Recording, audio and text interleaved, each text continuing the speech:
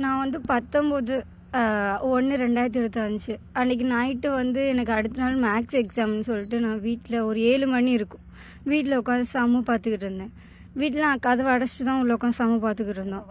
அப்போ வந்து ஒரு ஒரு 10 பேர் இருப்பாங்க, 10-11 பேர் இருப்பாங்க. வந்து கதவை தட்டி, எதுக்கு உங்கள் அம்மா வந்து பஜார் காவல் நிலையத்தில் வந்து எங்கள் மேலே கம்ப்ளைண்ட் கொடுத்தாங்க அப்படின்னு சொல்லி எங்கள் அம்மாவை அடிக்க ஆரம்பித்தோன்னே நான் வந்து எங்கள் அம்மாவை அடிக்கிறாளே அப்படின்னு சொல்லிட்டு நான் ஓடி வந்தபோது, நீ யார் குறுக்க வர அப்படின்னு சொல்லி என்னை அனாகிற வார்த்தையில் பேசி என்னையை வந்து கட்டையாலே அடிச்சிட்டாங்க.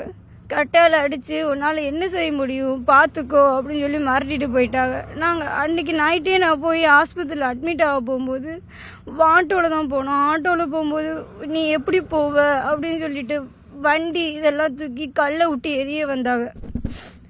ஆட்டோவில் எரிய வந்து என்னை ஆஸ்பத்திரிக்கே போகல. அப்படியும் போய் நாங்கள் போய் ஜிஹெச்சில் போய் அட்மிட் ஆகி எனக்கு வந்து ட்ரிப்ஸ்லாம் போட்டாங்க. ட்ரிப்ஸ் போட்டுக்கிட்டு இருக்கும்போது பஜார் காவல் நிலையத்தில் வந்து ஒரு நைட்டு 2 மணி இருக்கும். அப்போ வந்து என்னட்ட வந்து வாக்குமூலம் வாங்கிட்டு போனாங்க. வாக்குமூலம் வாங்கிட்டு போவோம். அப்போ எந்த ஆக்ஷனுமே இல்லை. அதோட அடுத்த நாளும் வந்துட்டு ஒருத்தர் வந்து வாங்கிட்டு போனார். அப்போயும் எந்த ஆக்ஷனுமே இல்லை. என்னாலும் முடியல. நான் ஸ்கூலுக்கே போக முடியல. நான் 3 நாள் ஆஸ்பத்திரியில் இருந்து நான் இன்னைக்கு 10th படிக்கிறேன். 3 நாள் ஸ்கூலில் கெடுத்துட்டு உட்காந்துருக்கேன். எக்ஸாம்லாம் போச்சு. எனக்கு ஸ்கூலுக்கு போகவே பயமாக இருக்குது. நான் நைட்டு 8 மணிக்கு தான் நான் ஸ்கூல்லேருந்து வீட்டுக்கு வரணும். எனக்கு நைட் ஸ்டடி வைக்கிறாங்க. எனக்கு பயமாக இருக்குது வெளியே போகிறதுக்கே. என்னமோ செஞ்சிருவாங்களோ இதாக செஞ்சிருவாங்களோ அப்படின்னு நீ ரொம்ப மிரட்டுறாங்க. நீ எப்படி நீ வெளியே வந்துடுவியா? எனக்கு கால் இன்னைக்கு ஒரே வழியாக மலிக்குது. கட்டக்கம் போச்சு. காலே அடித்து என்னை திட்டி கால் வீங்கி போய் என்னால் நடக்கவே முடியலை. நாங்கள் 2 வாட்டி மனு கொடுத்துட்டோம். எங்களுக்கு 2 வாட்டி எந்த ஆக்ஷனுமே எடுக்கலை. இந்த வாட்டி ஆக்ஷன் எடுக்கணும். எடுக்கலைன்னா எங்களுக்கு வேறு வழியே இல்லை. நாங்கள் செத்து போகிறது தவிர. அதாவது 8ஆம் தேதி காலையில், அதாவது பொது பைப்பில் தண்ணி பிடிக்கணும். எல்லாரும் தண்ணி பிடிக்கணும்னா நான் இந்த பிள்ளை 8 மணிக்கு ஸ்கூல் போகணும். அப்போ அவங்க 1 hour தான் தண்ணி வரும். அவங்க மோட்டரை போட்டு சின்டாக்ஸு எல்லாமே ஏற்றிக்கிறாங்க.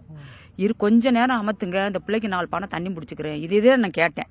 இதுக்கு வந்து இந்த பக்கத்தில் உள்ளவங்க முத்தையான் சுரவரும் ரத்தனம் சுர பொம்பளையும் இங்கே வருங்க என்னை அடித்து குத்தி கையில் கட்டிச்சு மசுத்தை இழுத்து சேலையை உருவி அவங்க வீட்டு வாசலே என்னை நிப்பாட்டியிருந்தா. எனக்கு ரத்தம் வடிஞ்ச உடனே எங்கள் அக்கா பையன் ஒரே ஒரு பையன்தேன். அவன் வந்து ஏன் எங்கள் சித்தியை இப்படி அடித்து ரத்தம் வர முடியுமா ஆக்கியிருக்கல.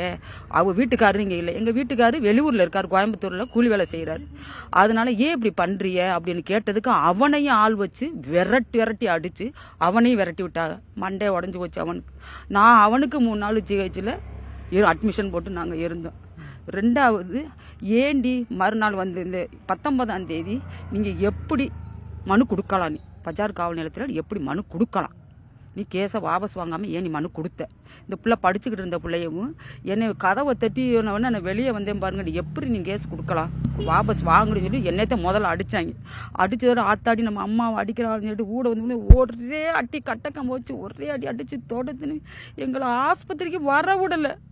வண்டி இழுத்து போட்டு பைக்கை இழுத்து போட்டு ஆட்டோவை அடிக்க வந்து அத்துமீறி நாங்கள் என்ன செய்ய பிள்ளைய காப்பாற்றுமே சொல்லி நாங்கள் வந்து மறுபடியும் 3 நாள் இருந்தோம். 3 நாள் இருந்து நைட்டு 2 மணி. எங்களுக்கு நியாயம் வேணும், நீதி வேணும். அவங்க மேலே ஆக்ஷன் எடுக்கணும். எடுக்கலை, இதுவரை எடுக்கலை. 3 மனு கொடுத்துருக்கேன். 3 மனுக்கு எந்த ஒரு பதிலும் தெரியவில்லை. நாங்கள் வந்து எஸ்பி ஆஃபீஸுக்கு வந்திருக்கேன். எஸ்பி ஆஃபீஸில் மனு கொடுத்துருக்கேன்.